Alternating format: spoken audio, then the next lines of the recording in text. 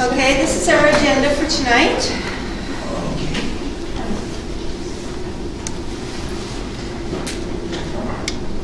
And I'd like to welcome everyone. Our meetings are open to the public, so you're welcome to come at any time. Bring friends if you want. Just point out the emergency exits. We've got 1, 2, 3, and there are washrooms out the back door and the side door if needed. So, who's here for the first time? 3. Not to pick on you, but if you could stand and tell us your name and then tell us any surnames that you're researching, we'd really appreciate it. So I'm going to start with this gal. Yes. Okay. Well, my name is Dawn Russell. I've lived in Oshawa my whole life. My mother was a Lynde. So, and she was kind of interested in this. She is deceased now, so I'm here for myself and for her just to get some information. Very good. Okay, and Trina, did you want to say, are you following any family lines? Yes, actually, my grandmother was a Warren, and they're connected to the Lynde, so I'm trying to find that connection. Okay, thank you. I'm new too. Okay. This is my mom, so we're kind of looking for the same. You're together. Same names, yeah. Okay. And your name is? My name's Janice. Janice. And I'm looking for Deshane, Oliver, and Parrish, and Scott. Actually, I forgot to read that. Deshane, Yeah. Oliver, Paris, Yeah, and Deshane, Scott. Oliver, Parrish, and Parrish Scott. Yeah, and Parrish, Scott. Yeah. Okay. I'm just going to write that other name first. We have a list at the back where you can sign, and if we run across someone who's researching the same surname, we let you know. Thank you. And I don't see Steve yet, so I've got to go over this. I'm going to skip the next couple of slides. Go to the conference that's in Ottawa, June 16 to 18. Is anyone here going to the conference besides Sheila? Oh, very good. Hope to see you there. Anyone else? Okay. Well, they've announced the dates for Conference 2018 as well, June 1 to 3, and it's going to be at the University of Guelph.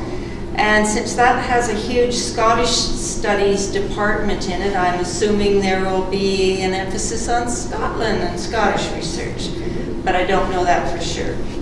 They are looking for volunteers to help on the committee. Being long distance doesn't make any difference. So if you're interested, there's the email address if you want to volunteer to help. It's a pretty simple one, Conference 2018. If you volunteer, do you have to pay like a fee to be part of the committee, or can you volunteer? You can volunteer on the committee. That doesn't cost you anything, but if you're going to attend the conference, you still pay for the conference. Okay. And I just want to mention this Thursday night is the monthly OGS webinar. And the person speaking this time is Jennifer Alford, and her topic is genealogy and the GIS. And just in case you don't know what GIS is, it's a Geographic Information System, which is a method to capture, store, manipulate, and analyze geospatial data. That came from Wikipedia. I think it's got to do with maps and Google Earth. It could be very interesting. And you don't have to be a member to watch these webinars. Just go on the main page of ogs.on.ca, and usually they have a banner there you can click on. So Steve's here. I'm going to go back now. So last week was the National Volunteer Week, and I would like to take a minute and thank all our volunteers on the council, but there's a reason why I put this up besides that, and that's to celebrate our very own Stephen Wood and Deb Wilbur. If you will come forward, both of you. And they received the Ontario Volunteer Service Awards.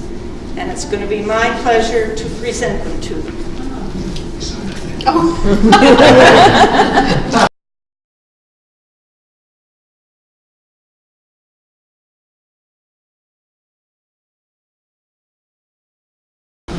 Sorry, streamers, I missed that. I didn't have them on the TV for the streamers to see.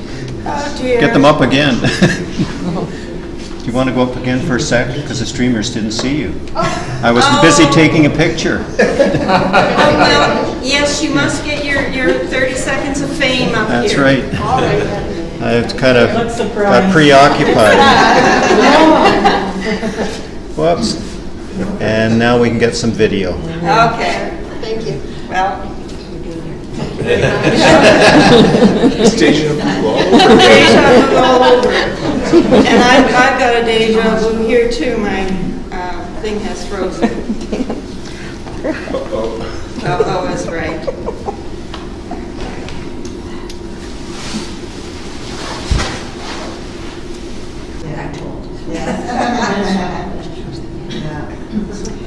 I think at this point I'm going to call up Trina, and of course I don't have your introduction, but Trina is the Executive Director of the Whitby Historical Society, who runs the Lynde House Museum. And that's all I can remember. So you're going to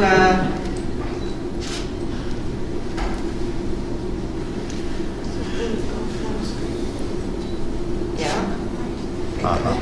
there you go. Thank you. So welcome, Trina. Thank you. Can you hear me? Is this good? Yes.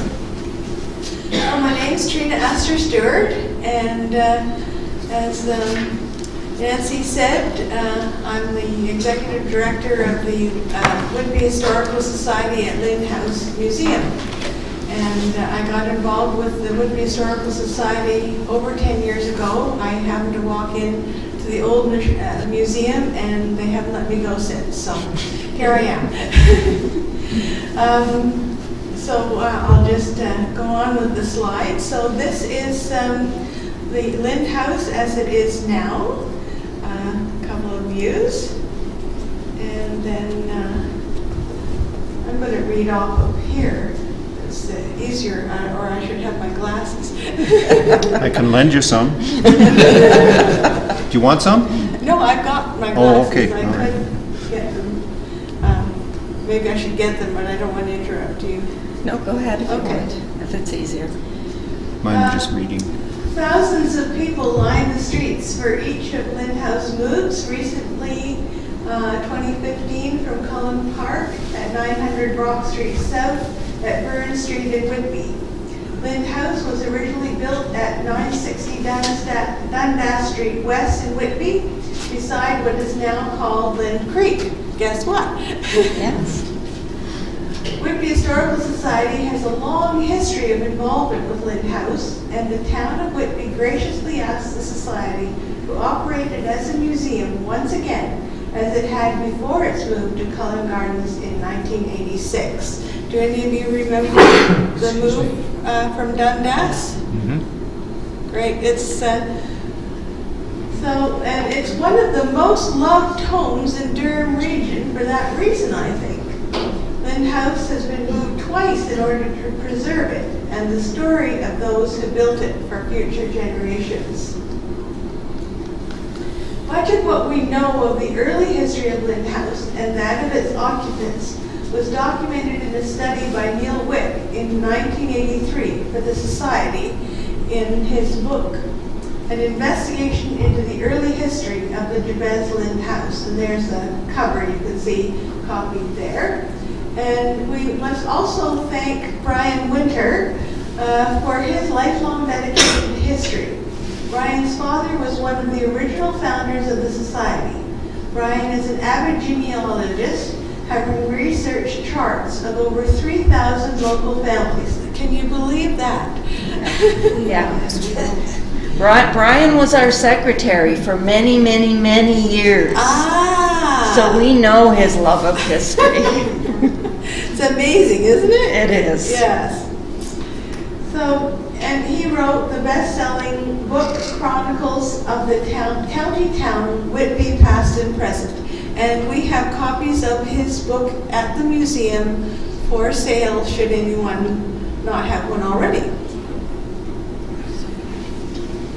And the most recently, Lynde House was opened as a museum and visitor center in November 2015. So we're really new. It's an old house. Whitby Historical Society is in its 50th anniversary this year, having been started at the Centennial, and yet here we are starting it all over again. And there it is, and as you can see in the distance there's the visitor center right beside it. So there's two buildings. So the visitor center houses the office and some artifacts and the meeting room, and the Lynde House, of course, has the rooms. Now, because this is a genealogy meeting, I wanted to tie in the genealogy here. So the importance of Lynde House from an historical viewpoint and its inhabitants' genealogical relationships are representational of some early settlers, people who shaped southern Ontario, despite the uncertain times in which they lived. Let's discover more and perhaps gain insight into the amazing ingenuity of these people, well worth remembering today. Genealogy is about family relationships, finding out about the lives of those who have gone before, and in so doing, learning more about ourselves. One of my cousins is an avid genealogist, and for years she was telling me, when you get together with the cousins, it's like you meet yourself. And since my family is so spread out, we had a cousin reunion last October. And she's absolutely right, because some of them I had never met, and yet it was like we could talk almost without words. There's something there. And this photograph is some descendants of the Jabez Lynde family gathered at the old homestead for a family reunion in August 1926. Now the statement of what is our museum about? It's about we want to inspire people with stories that bring the museum to life, to reach far and wide through engagement, to teach and practice sustainability. Sustainability as the ingenuity of our forefathers and as the practice of sustainability in life endeavor. A lot of young people need to know about some of the things that our ancestors just took for granted. We want to promote public interest in maintaining a living museum as an experiential interpretation of history, a cultural anchor in the community at large as a microcosm of Southern Ontario. Promote activities and programming for the purpose of empowering citizens through lifelong learning about heritage. That's a big goal. The Lynde family genealogy. The first on the list below are their ancestors. Not all of them, because it would take up several pages worth, but the first ones back to 1632, those are the ones that came first to the New World. And Deacon Thomas Lynde married Margaret Hudson Lynde, and he was born in January 1593 in Dunstable, Bedfordshire, England. He was the son of Nathan Lynde Jr. and Elizabeth Digby Lynde.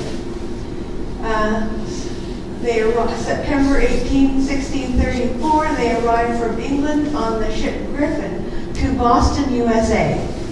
And then he passed away in 1671 in Massachusetts. And of course, he's the start of the American line. And then Jabez was born in Massachusetts in 1773, and he was the son of John Lynde and Sarah Warren Lynde. And the reason I have the Warren and the Baldwin above in red is because those names appear later on. I think they like those names. So if you look at Jabez Lynde's wife was Clarissa Woodruff Lynde. And she was born in Winchester, Litchfield, Connecticut, the daughter of Hawkins Woodruff Sr. and Lois Hills Woodruff. And then her father also came to Pickering, Ontario, and he was born in Farmington, in Connecticut. But the line that their first ancestor into the New World was Matthew Woodruff first, who married Hannah Baldwin Woodruff, 1642 in Hartford, Connecticut, born 1612 in Cambridgeshire, England, and son of David Woodruff and Lettice Duncombe Woodruff. And again, the Baldwin is highlighted because you'll see why later. But there's lots of generations in between that, and there are some beyond it in England, but I thought you might be bored if you had to go through all of them. Through a little genealogical research, you'll see how both the Irish Warrens and Baldwin ancestral names are repeated in later generations of Lyndes who came originally from England. And there's Irish immigrants leaving home with the priest's blessing.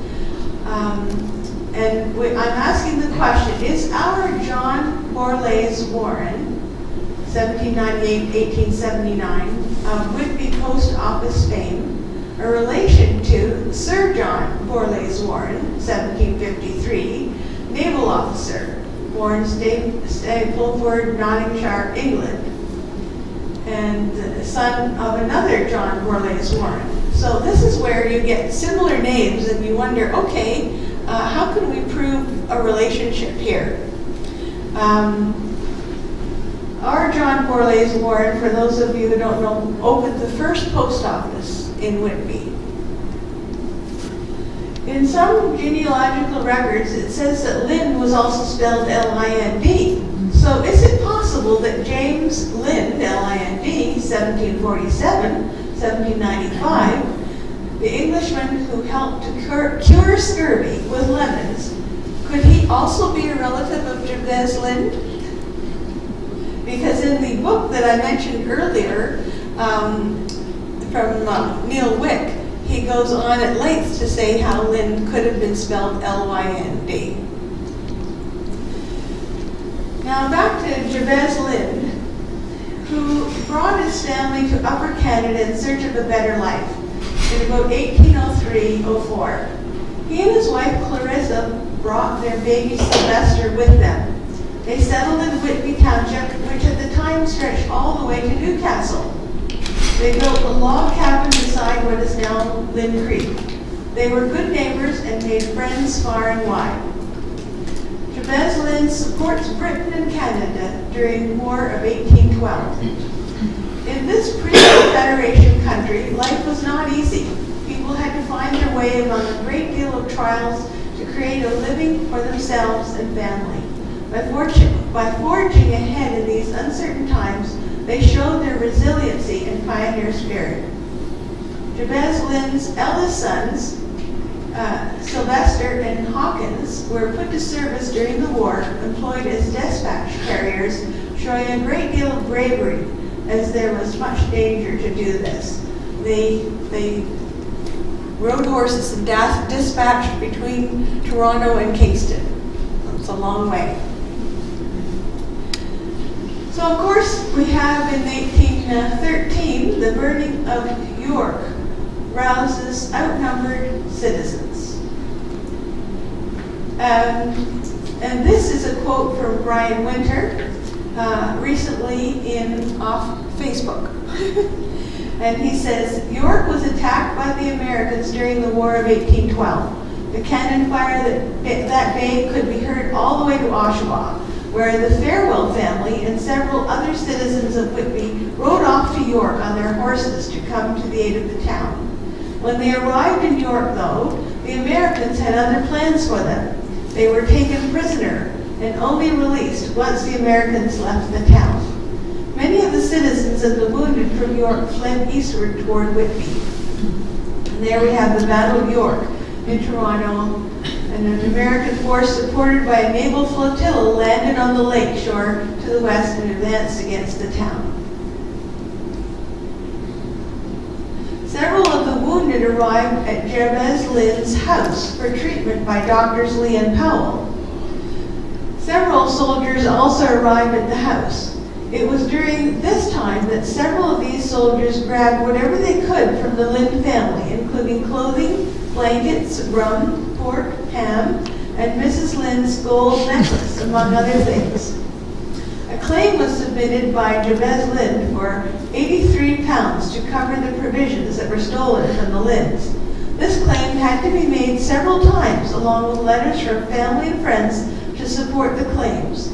It wasn't until 1860 that the Lyndes were finally compensated with 68 pounds instead of the 83 pounds that they had been asking for. Now, as a Lynde descendant here, perhaps you could appeal for the balance and see what that would amount to. There is hardly a mention of how Clarissa Woodruff Lynde coped with the invasion of her household. I mean, they all stayed there, right? Someone had to cook. Clarissa may not have had an 18-hour walk through the woods on her way to warn of an impending attack, as did our heroine Laura Secord. But it takes no stretch of the imagination to think of what the scene must have looked like throughout the war at their home. The Lynde's home was open for the war effort, providing supplies on the way to battle and aid and refuge on the return. A tavern where not only ale, but victuals were served as well. Did Clarissa have help feeding the travelers? We don't know. So here we have a couple of small pictures of Clarissa Callista Woodruff Lynde, the wife of Jabez Lynde, born 1774-1830 in Connecticut. And we have Laura Secord, and she was born in Massachusetts. So they, the daughter of Thomas Ingersoll, and you probably know the story of Laura Secord, but these are two women who followed their husbands to Canada from what could have been a very different life in the States. And then we have the other side of the equation, and history is often presented from the men's point of view, but women had their point too. And here Dolly Madison flees the White House as it is burned by British forces August 24th, 1814. And Dorothea, or Dolly, was of British descent. So all three of those women were of British descent. Okay, now, War of 1812, we're all caught in the middle. Canada and the US and all of our people from wherever you're from are caught in the middle. So Elizabeth Lynde Portage, born 1662, 1746. She was born in Boston, and she is the descendant of Elizabeth. Well, that's the diagram before, but she is actually a 15th cousin. She is related to Jabez Lynde, and she is a 15th cousin from James Madison, the U.S. president. So here is how, when you do a little research, you can find, my goodness, there's relationships here that, you might not have known about. So, and James Madison Jr. Was also he came from Virginia, but his lineage is also British. And then war is never pretty. It divides family against family. New loyalties are forged by geography. History tells us that the Canadian way is eventually to talk things out, thank goodness, and may we always be at peace.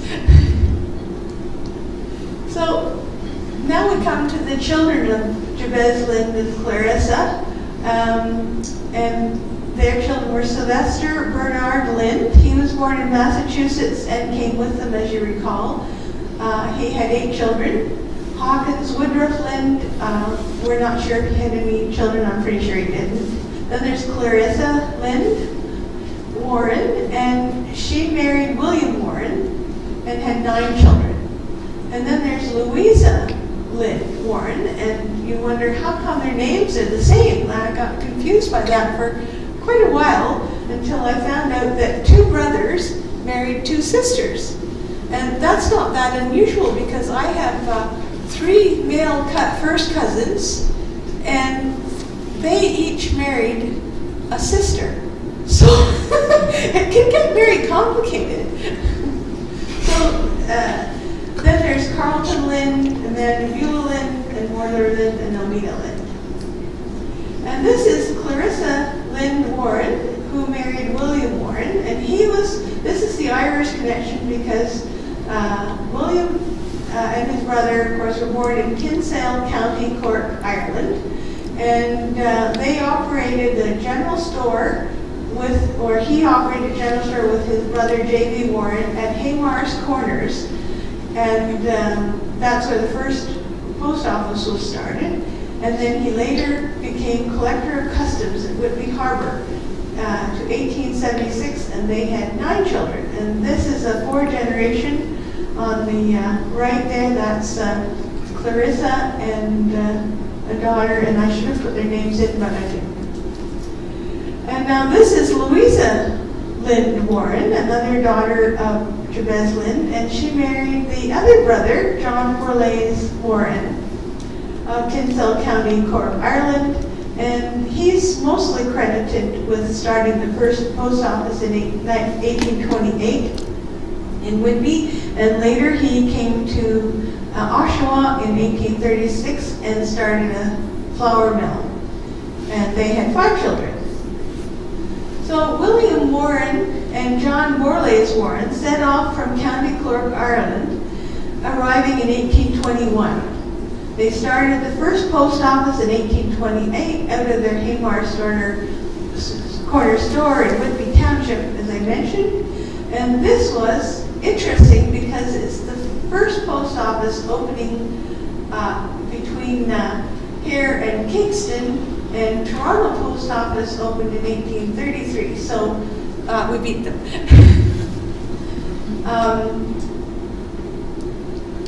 Now, the world changes again. Geography, right? Many were against the family. This being Canada 150, we have to tie all of their relationships into the period before Confederation, of course. And so this was a very interesting research. Many were against the family compact and wanted more self-government in Upper and Lower Canada. So it was when William Lyon Mackenzie, frustrated with the status quo, gathered those of like mind around him. Mackenzie, an eloquent politician and journalist, after thinking the pen might not be enough in his paper, The Colonial Advocate, led a plan to overthrow the Upper Canada government in December 1837. Montgomery's Tavern became the site for his last stand. And there's a photograph of him, or portrait of him. Loyalty and the making of a new country with values of the New World while keeping an eye to the past and responsible government. And here you have Montgomery's Tavern. And persuasion, politics, and madness, and some necessary evils that inspire change and make for great stories because, it might not have been very good back then, but, hey, we get to talk about it today. William Lyon Mackenzie, marching down Yonge Street, assumed citizens overwhelmingly supported his cause, but not so. A militia company turned back Mackenzie's assault at Yonge and College Streets with barely a few shots fired. December 7th, about 1,000 militiamen marched north to return the favor with artillery. The rebels stood their ground. Cannon fire decimating Montgomery's Tavern, leaving flight the only recourse, a burned and looted place. And then looking up if there was any relationship, I found this quote by Sir John A. Macdonald, William Lyon Mackenzie, 27 November 1837. I carried my musket in 1837. Now, I'm not quite sure. I know William Lyon Mackenzie did, but I'm not quite sure about Sir John A., but that's his quote anyway. So, now we have more unrest in the colonies, and Britain is getting nervous.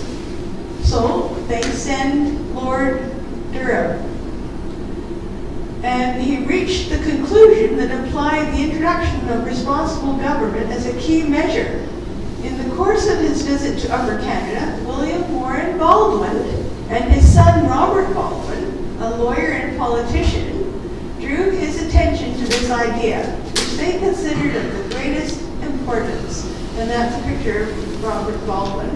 And Lord Durham arrives in Toronto. So then one has to say, is there any relation between all these Warrens here?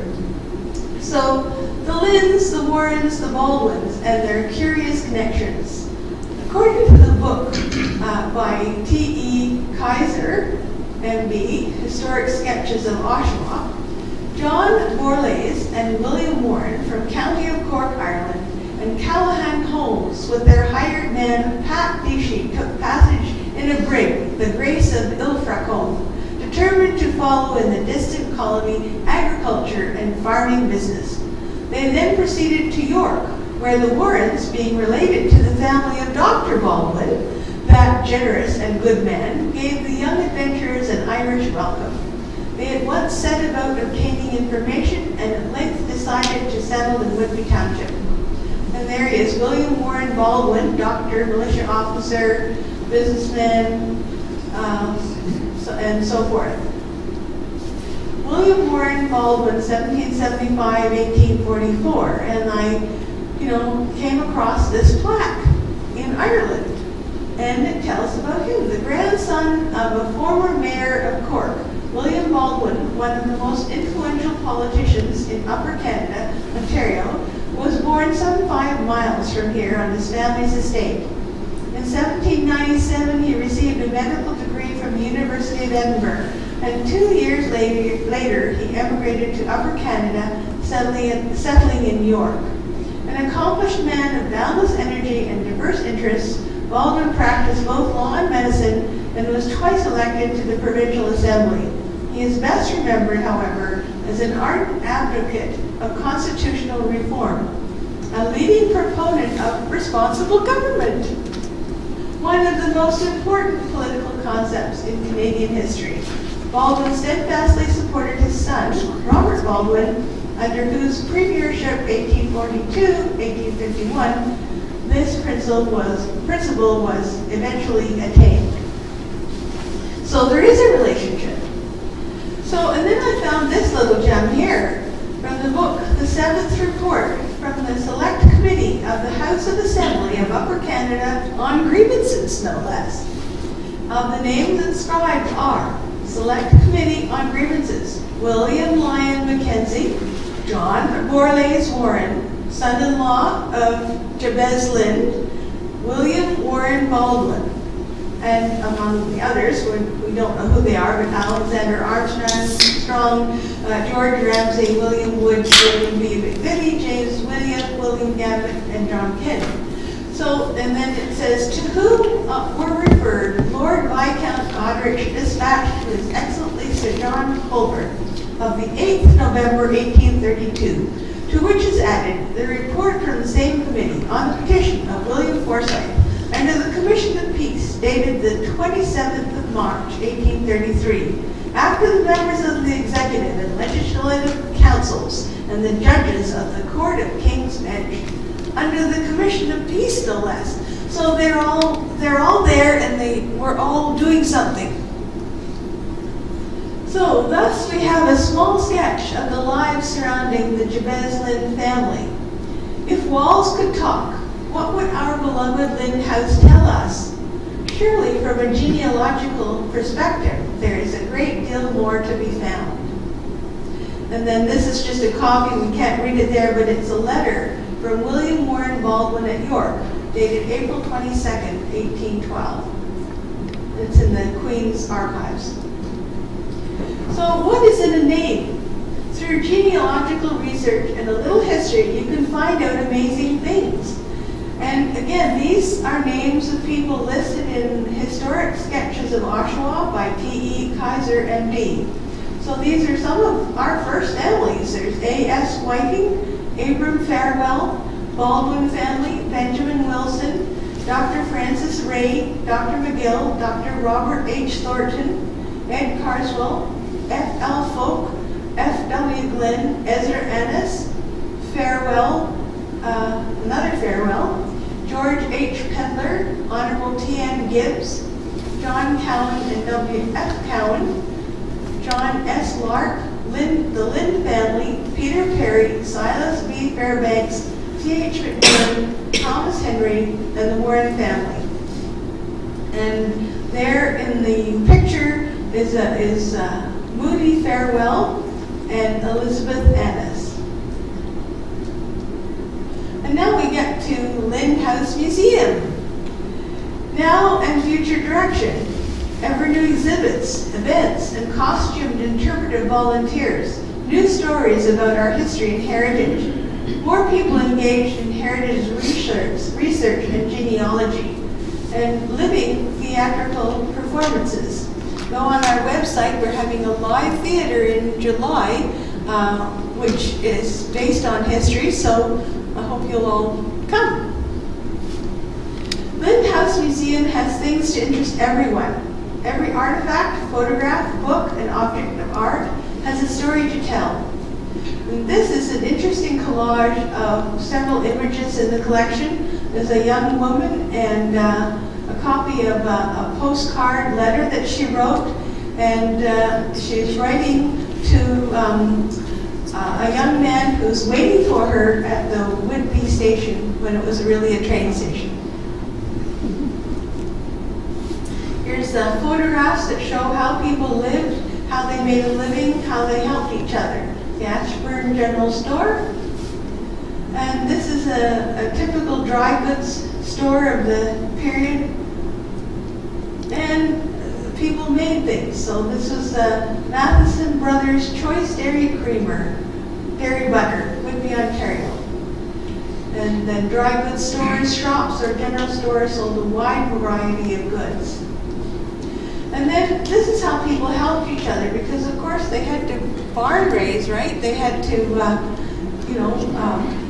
get out those hammers and build a barn, and to make it interesting, they had a contest, and then again, all the women made all that delicious food. So there's a picture of the victors from Wright's Barn Raising, June 10, 1909.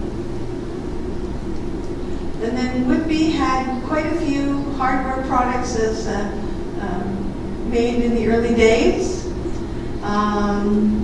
This is a store, and on one side there's a plumber, and the other side there's a tinsmith. And we have quite a few school children coming to Lynde House, and someone's which career is still relevant? And then our students learn how people in every era are inventive. Special curriculum-centered programs for school children grades 1 through 8. And we also like to tell them that, history is important because all of us, every succeeding generation stands on the shoulders of the ones before. And then we have special tours. This is Lynde House at Christmas, all decorated up with candlelight in the windows, and a volunteer dressed in costume in the parlor. And here's the kitchen, and they're pretending to create wreaths there. And then this is the music room at Christmas. And of course, what would the dining room be without a turkey? Albeit fake. And this is the parlor. We're always changing things. This stenciled wall is a replica of the real thing that was found underneath the paper when it was taken off. This is a another view at Christmas. And this is the master bedroom fireplace mantel. And the master bedroom. And there's a story. This is apparently, I don't know all of the story, but there's a little history about the Warrens and the Gibbs. And the Warrens had the store, but the Gibbs bought them out. They, different hard times, and they had to give up their business or something like that. But we got the last laugh because in Jabez Lynn's home, we have the Gibbs furniture. And this is the dining room set for a spring tea theme, and those are real goodies, they're chocolates, but we're letting them dry out. And just another view. And the kitchen with an old-fashioned iron and fresh bread, which wasn't baked there, but could have been at some point. This is the hallway downstairs. And the rear entrance, you can see it towards the kitchen. And springtime in the music room. Instead of wine, they're having more sweets. And here is the parlor, as it is in springtime, a little wide-angle view there. And if you notice the white Victorian sofa on the left, it wasn't in the room before because it's a recent donation, and it was donated to us by the Lynde family, and was in the Hatch family collection. So it's come home. And this is the upstairs parlor featuring the Prince of Wales suite. And do any of you know the story of the Prince of Wales visiting Whitby? Well, that's because he didn't come. But somebody had this furniture made especially for him to sit in when he came. So ever since, it's been called the Prince of Wales suite. And this is one of the bedrooms upstairs, the child's bedroom. Now there are 8 rooms in the house, and each of the rooms has its own fireplace. And this is a new display room upstairs. We decided to have, rather than 4 bedrooms, have 3 bedrooms, and because we have so many artifacts, so this is still being put together, but we bringing more and more of our artifacts up for display. And this is a very interesting exhibit. This is in the hallway, on the other end of the hallway. And this is an exhibit of the Joseph Pickard model of the Huron-Wendat First Nations excavation, which was found near the 407 in Whitby. And in the little cabinet on the left, there is a full collection of actual original arrowheads. And this is the upstairs young girl's room. I don't know what she would have done with the spinning wheel in there, but it's the only place we could put it.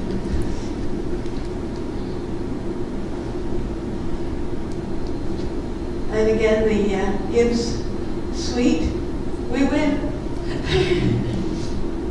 And thank you. Please visit Lynde House Museum. One more. That's it, I guess. Okay. So, do you have any questions or anything that I could answer? I don't know all of the answers, but I could try. So what resources would you have for somebody doing research on the say the Lynde family or other pioneer families? Do you have original documents or? No, we do have that original book from Neil Wick, and we have Brian's book. We have quite a few books in the library, but what's happening is that Before the house was moved and before we moved in, the whole collection was moved in 2013 into storage because the Whitby Historical Society could not afford to pay the rent. They were paying the rent out of bingo money, and bingo changed, and so instead of getting $2,000 a month, they got $300 a month and no rent money. So we had just enough money to save the collection, move it, and put it into storage in the hopes that we might get Lynde House. And our former president, Margaret Boyce, I don't know if any of you know, she used to say to us, well, they're just going to have to move Lynde House downtown. And we all looked at her and said, sure, Margaret. And that's exactly what happened. So we're it's really a miracle. Anyway, we are still in the process. There's a new basement in Lynde House itself, and there's the basement in the visitor center, and they are packed with artifacts. Like, we have thousands of things besides furniture. We have little things, and we have photographs, we have documents, we have different things over the year that have been collected. And what we really would like to do, because there's a lot of it, is very old and can't really be handled, we really would like to scan a lot of that in and put it online for people to research that way. Yes? To comment, but you're primarily a museum, not an archive. Yes, we are. Well, the Whitby Archives is located at the Whitby Library, so they are archives.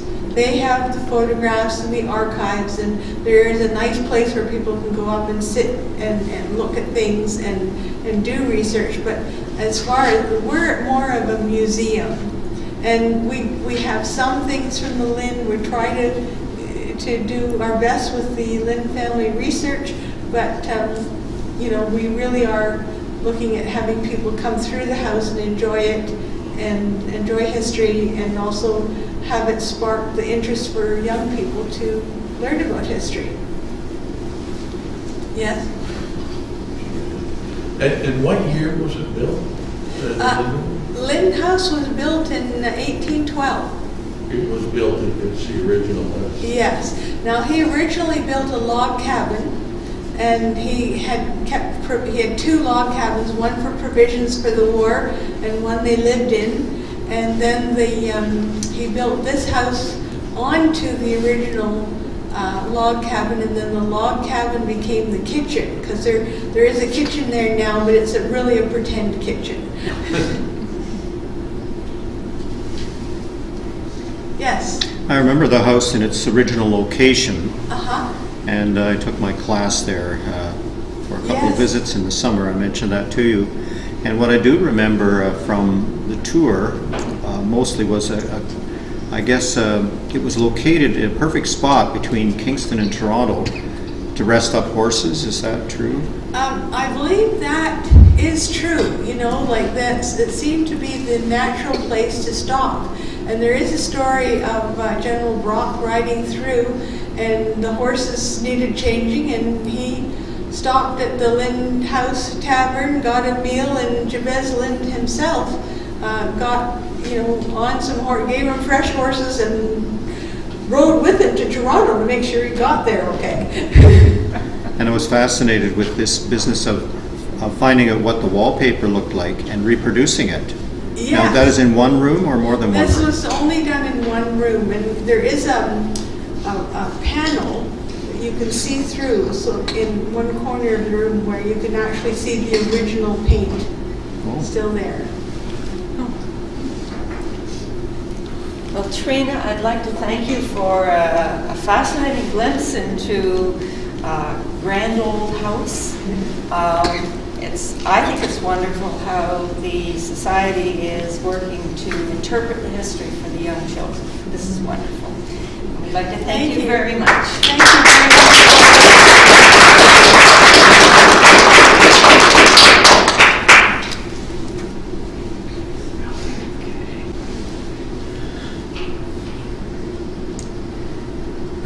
So at this point, we'll break for a about 15 to 20 minutes. Help yourself to some refreshments at the back. Buy yourself a 50-50 ticket and go back where John is holding up the books and have a look through what he has there for you. And we'll resume in 15 minutes. Wooden struts? On the outside.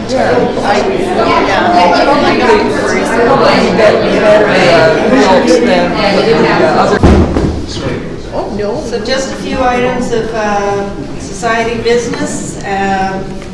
B has correspondence for us, I believe. B? B? Yes. Your turn.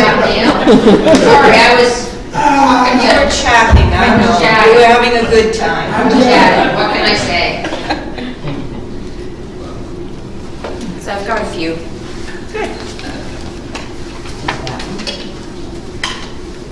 Okay.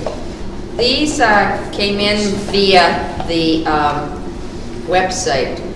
Well, I should say our email. Via email. And I'll tell you a date. If you're at all interested in it, I have it by date, not by name. So this one came in on the 27th of April, 2017. And they're looking for the burial records of an Ellen Taylor Krantz, an Ellen Krantz, that's Krantz, Saunders, a Julia A. Krantz, each buried in Section C, Durham Reach Township. And that's Ken Saunders from Uragan, Queensland, Australia.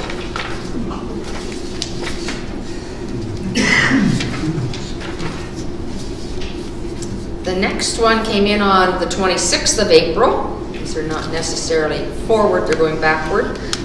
And it says, hello, my name is Heather. I am trying to find any info on my great-great-grandparents, John Torrance and Mary McKennett Long Torrance.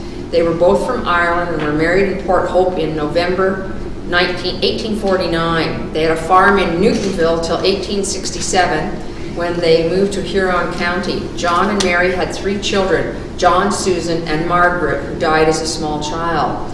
Mary McKennett had been married to William Long in New York City and had several children. Half died young. William died in 1848. Mary came to the Port Hope area in 1848 with some of her young children. I'm trying to find info on this family and cannot find the marriage license or birth info on her children born in the area.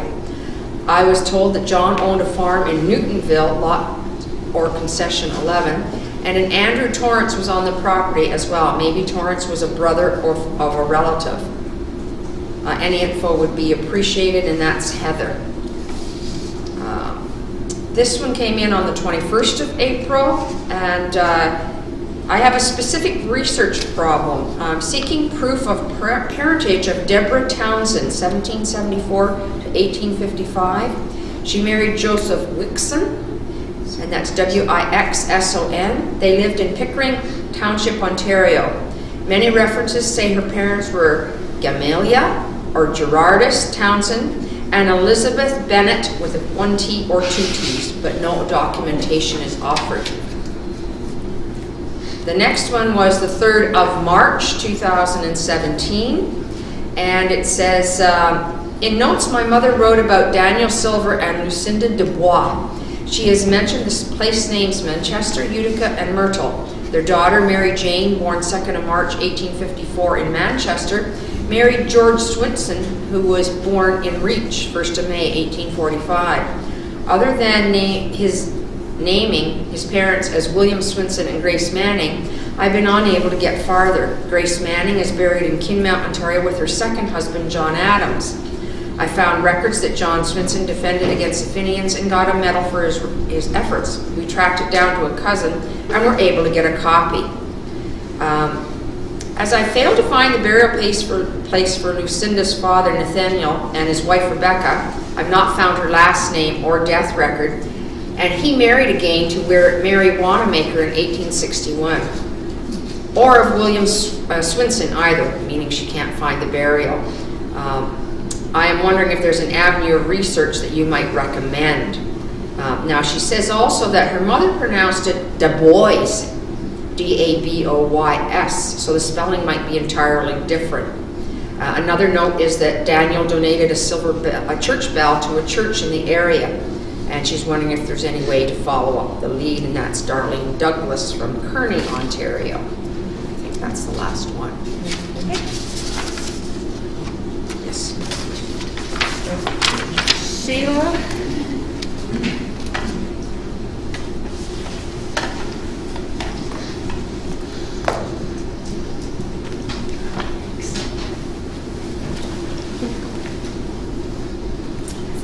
Okay, I have the report from, as of today, May 2nd. Our balance is $7,690.14. During April, our deposits were $794.35, and our withdrawals $776.16. Thank you. Welcome.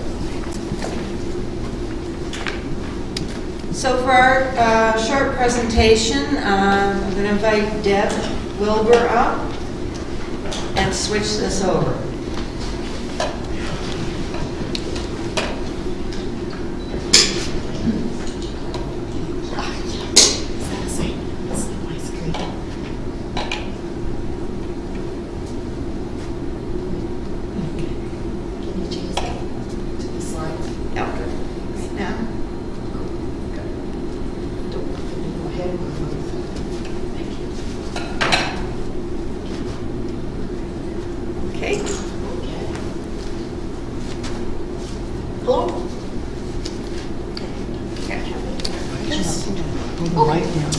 Good evening.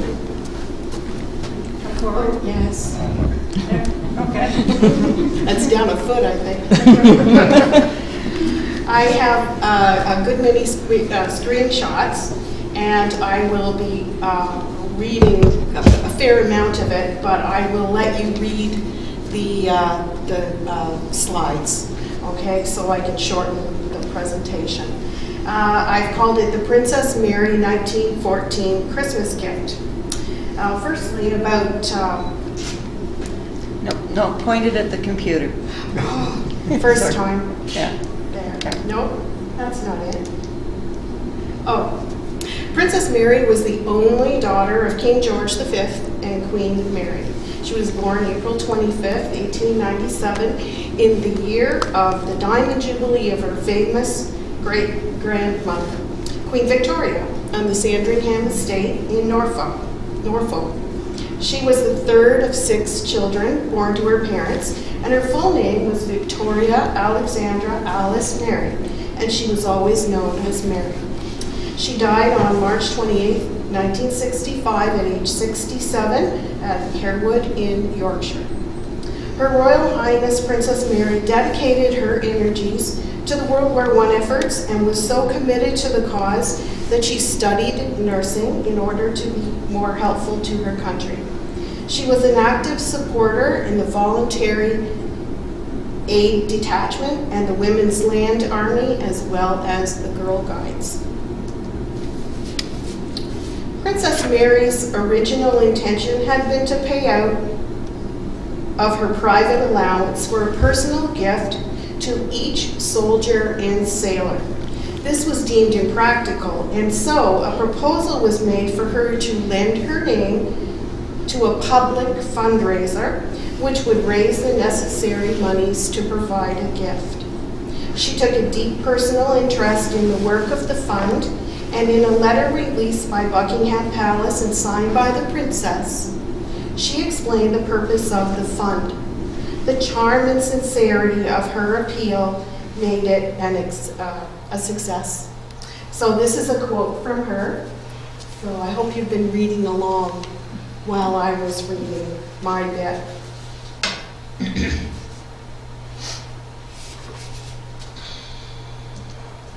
In November 1914, this advertisement was placed in the national press newspapers, inviting monetary contributions from the nation to the Princess Mary Fund for a gift to be distributed to the British soldiers and sailors.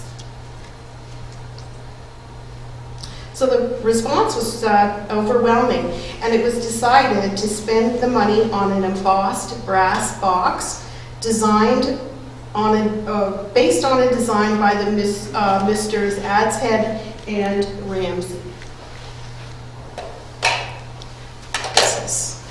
This is it. I'm gonna do my thing. You're going to do your thing. Yeah. Great. Okay. Thank you. You can.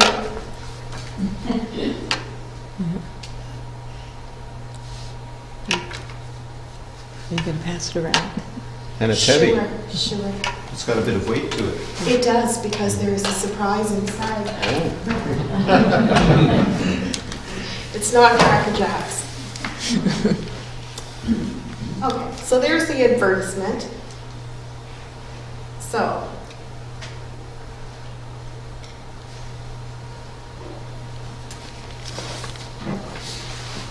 there, that's the screen I showed you. Okay, alrighty then. So, inside, there were various items as part of the gift. And as it says here, tobacco, pencil, candy, chocolate, various items were put in the box depending on what class the person was who was serving in the First World War. There. So, the timeline for Canadian troops in World War I by the end of 1914 is on August 5th, Britain declares war and Canada automatically enters the war. On August 14th, the first contingent of the CEF arrives in England, and December 21st, Princess Patricia's Canadian Light Infantry arrives in France, and they were the first Canadian unit committed to the Battle of the Great War from Canada. I have a website that I've researched all of my information for this, and one of them, and this information came from rootsweb.ancestry.com.worldwar1/time. But just Googling it, you'll find a lot of information.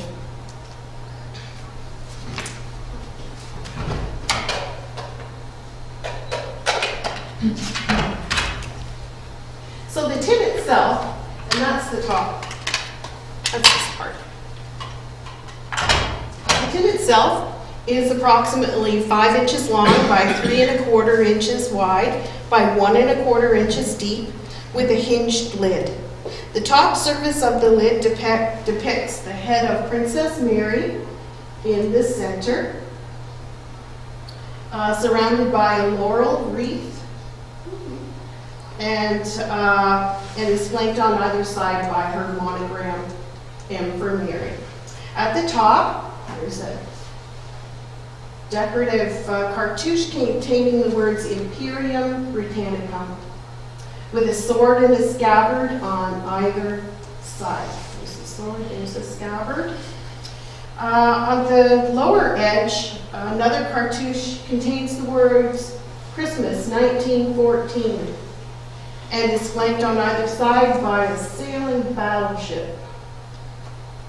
Around the edges in the small circles are the names of the allies at that time. There's Japan, Russia, Montenegro, Serbia, as it was called, France, and Belgium. And on each side are 3 flags on their standards.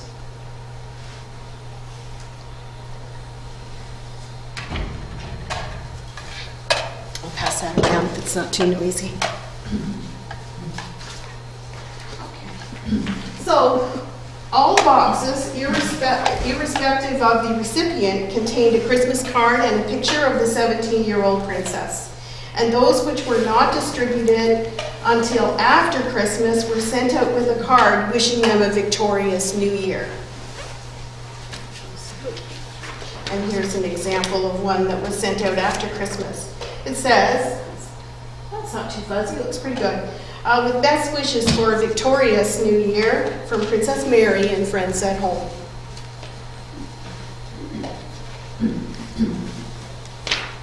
So the following pictures are those that I did find posted on the internet from various websites, and they highlight items found in the various Princess Mary gift boxes.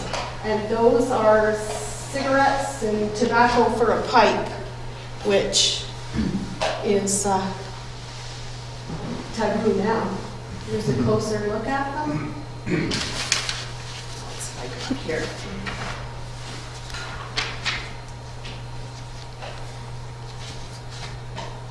Here's a grouping of them.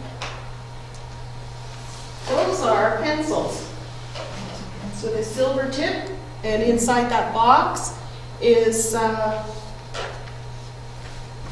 that's original to that box. The pencil bullet, which I have, is a 303 cartridge case with some distinctive lettering on it.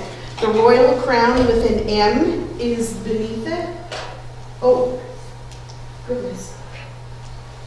It is right there. There's an M and a crown on there, and you'll be able to see it on there if you look. There's also a K representing the manufacturer, and that's on the bottom here. Manufacturer K was the Koenig company in Whitton, Birmingham. And there's also a number 14, which represents the 1914 year of manufacture. And the Roman numerals for 7, representing the make and model.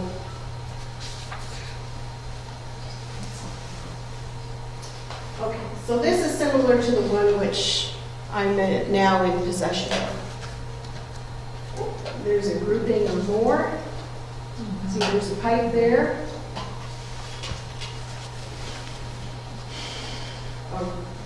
Writing paper, envelope.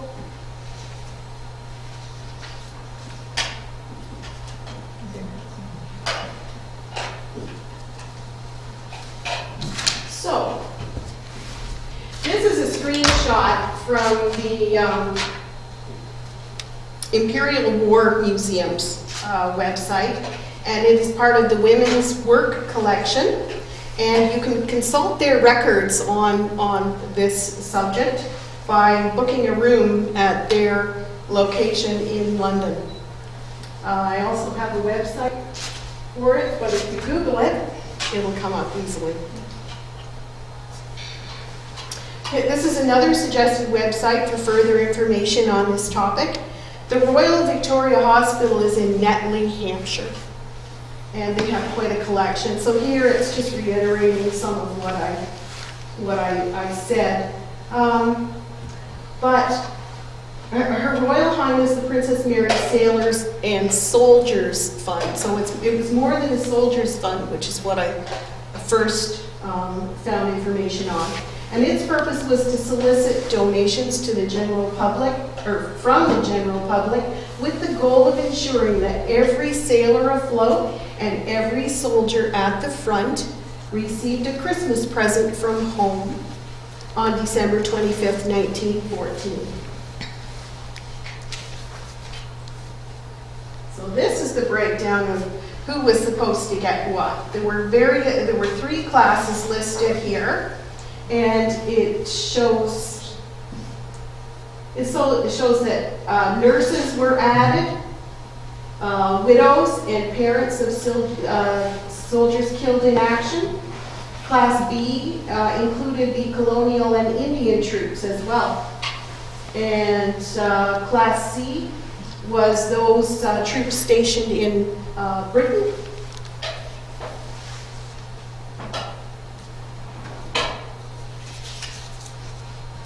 So, given in addition to the brass box were various contents, and this is the criteria.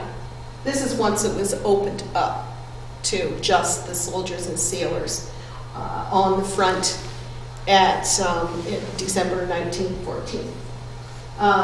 The boys, I found that odd. I thought, oh, boys shouldn't be there, but they were. And they got a bullet pencil and a Christmas card. Widows and parents got a Christmas card. Officers and men, a pipe, an ounce of tobacco, 20 cigarettes. the bullet pencil, Christmas card, and picture of Princess Mary. And then troops at the French front. That was the only front at the time, was in France. And Sikhs got sugar candy and a tin box of spices in the Christmas card. So they tried to tailor it to the diverse troops that they had. Would there be many Canadians there at that time, that early in the war? We'll get there for sure. Yes, there were. Because a lot came in 1915, but... Well, there were. That's why I mentioned about the ones coming from Princess Pat's. Ah. And they were at the French front in December 21st of that year. Yes, I'll get into some numbers shortly. Also, wounded men who were smokers got the standard issue, and non-smokers got sweets, khaki writing case, Christmas card, and a picture. Members of the French mission, nurses, chocolate, that's okay. You gotta get something, I think chocolate's good. And then this is from the Netley Military Cemetery website.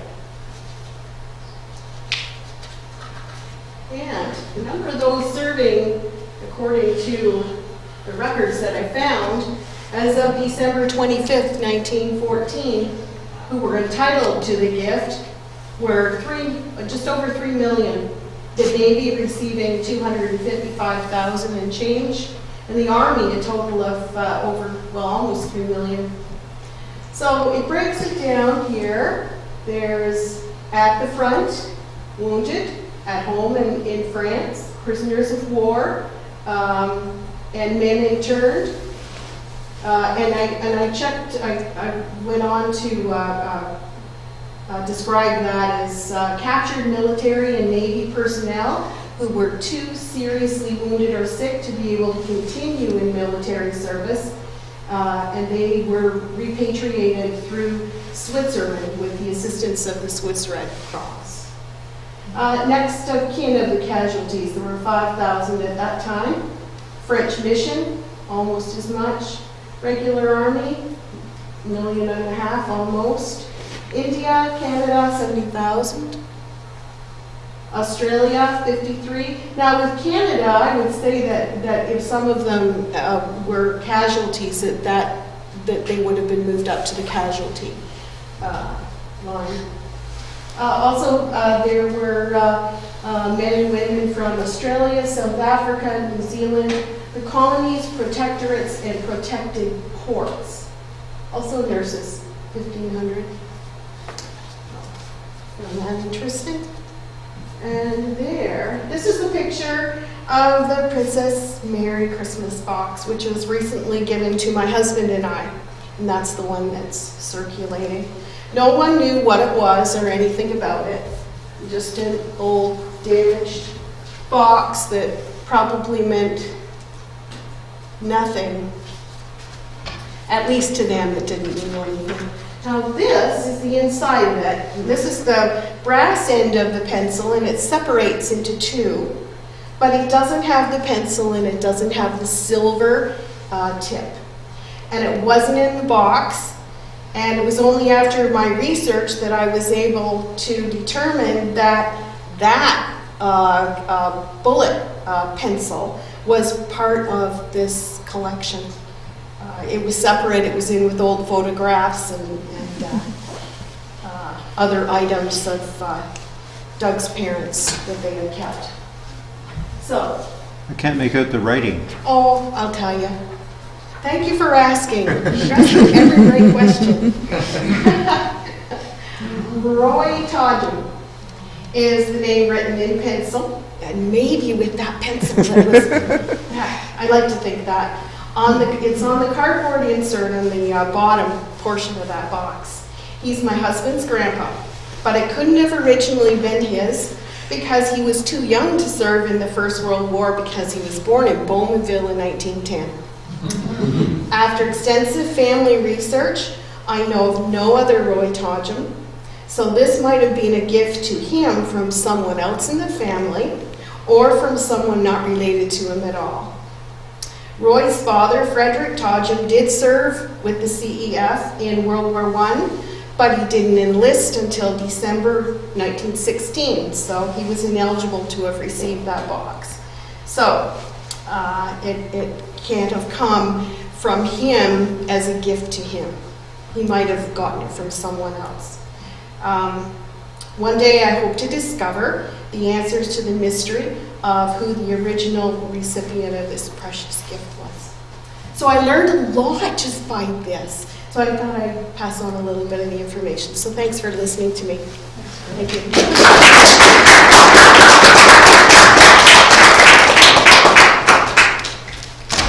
Question. Yes. I presume you checked the handwriting there. Does that handwriting It's his.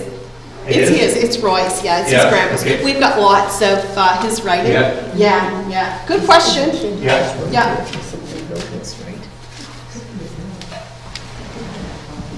Thank you.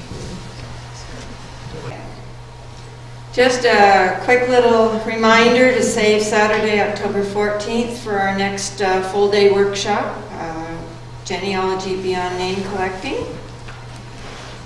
And we've received some proposals from a few speakers, and we'll be working more on getting details hammered out for you to know about.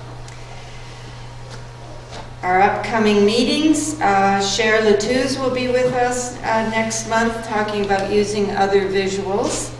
I was calling that No Pictures, No Problem. And she's picked a different title, so there it is, and I'll tell you a bit more about it at the end of the night. September, we've got one of the archivists from the Oshawa Museum coming to talk about Canada 150 for us. October is going to be our friend Ruth Burkholder talking about prairie provinces, so that'll be interesting.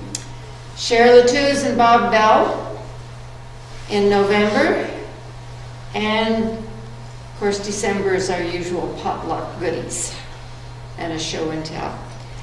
So we have a DNA special interest group that meets the third Wednesday of each month, and so the next one is May 17th at 7:30 at our office, the south end of the airport. You come in from Rosslyn Road. If you aren't sure where we are, then come on in and look at or come on to the website, which is durham.ogs.on.ca, and there's a map there for our office. Now at this point at the break, I learned about someone who had a DNA breakthrough. So I'd like to invite you to come up and tell us about the story.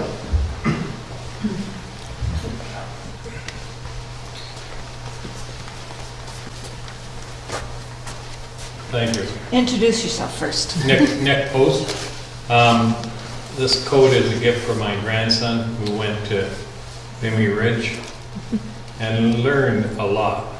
And those trips, we need to support those trips for these youth so they understand history, not to have that happen again. But anyways, back in after Christmas, in December, I was sitting at home relaxing a Sunday evening, and I received a phone call. And the lady on the other end of the phone said, "Hi, I've just had my DNA done. We're related." And I said, oh, okay. She says, "I've looked through all your genealogy," and she must have taken, it's 33,000 names, so I said, and she says, "I cannot connect you." And it showed that we're second, third cousins, second to fifth or whatever.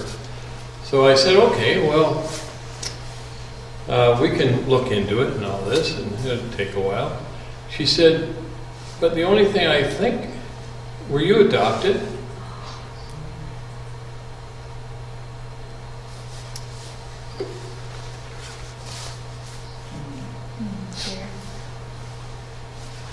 So I said, no, I wasn't, as far as I know.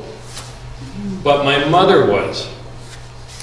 And she says, that's how we're connected. And she didn't know anything about my mother.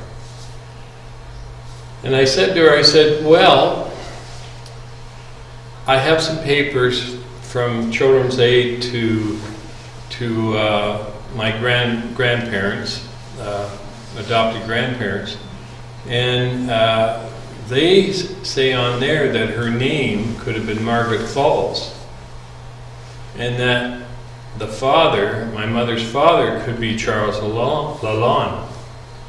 And she said, oh, Margaret Falls. Margaret Falls was married to William Falls. They had 4 children. He died in 1914. I says, well, that makes sense because my mother was born in 1919.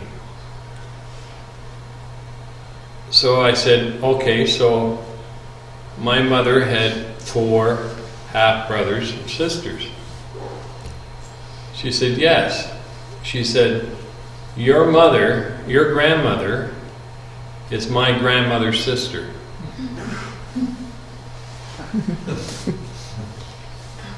Neat. So, anyways, as we talked, I found out she lived in Peterborough. That's fantastic. So the last name of the maiden name of my grandmother was Jones.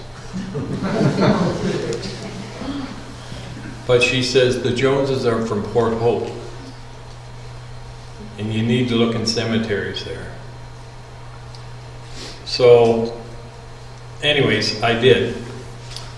And this past weekend, after all this time, I found my grandmother's stone. Awesome. And there's so much. I met with my cousin. She's 87 years old. Spry, just fantastic. All excited that she met somebody else that's excited about genealogy. And we found all kinds of information. All grays related to great-great-grandfather. Anyways, there's several names. You just keep on finding names.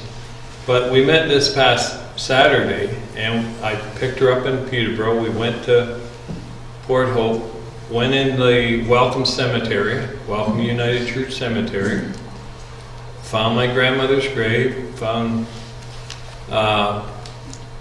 another thing is I met another cousin in Port Hope that day. She introduced me. And then when I was at my cousin's in Peterborough, the second or third time, I visited her about 5-6 times. I was looking through her papers and stuff, you know, and I saw this falls, and that was my grandmother's son, or I think it was Orville Falls. And I said, Orville Falls, and it was obituary. And I looked in there, and it was done in Bowmanville, the funeral, and there was a name in there, Ken Brignall. Well, Ken Brignall's a good friend of mine. So I phoned him up, and I said, Ken, how are you related, or how come you were a pallbearer at this fellow's? Well, her mother brought me up because I was adopted and, awarded Children's Aid, and this lady took me in at the age of, I think it was 2 months, and brought me up till I was an adult. She couldn't adopt me because her husband died, and they wouldn't let single women adopt. But she brought me up. So his mother was my grandma's daughter. I could stay up here and tell you story after story, just in the 4 or 5 months that I've found all this out. It's DNA is fantastic. I have over 800 connections through my DNA. 800 people. Now I'm going through them very slowly, but I found people throughout the world, Australia, United States, and others. Unfortunately, not everybody puts their DNA on, their family trees on. But anyways, it's great. Thank you.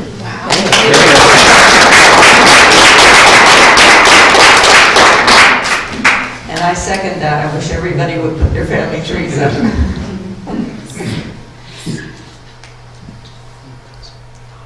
So we've got a few minutes. Is there anybody who has a question or a puzzle in their family that they want a quick brainstorming session on? People here have a lot of experience, and we could make suggestions of where to go next if everybody's shy today. Well, we're going to try and keep this segment going. So if you come to the next meeting, maybe come prepared with some details, and we'll brainstorm to see what we can do to help you over your puzzle. Or send it in ahead of time, and we can even work on it. That's good. Steve will probably do some research for you if you send it in ahead of time. So just send it to B. It's durham@ogs.on.ca is our general branch email. And if you have a question, send it in. Before I close, I want to mention something that I'm quite excited about. I'm not sure how many of you have heard of the One World, One Family Conference. This will be the 8th conference. The first 6, I believe, took place at the Mormon Church in Brampton. Last year it was, I believe, in Etobicoke. But this year, Oshawa Church is going to be the host, and that's right in our backyards. 20 workshops and a bunch of displays by all sorts of assorted vendors and societies and groups. It's $22 until the 9th of July, and after that it's $27, which is extremely reasonable. And it includes lunch, which is incredible. You do need to register. I have a few flyers up front if you're interested, and I'll mention this again in the June meeting. And Nick's got something to say about it in the June meeting for us. So, at this point, I'll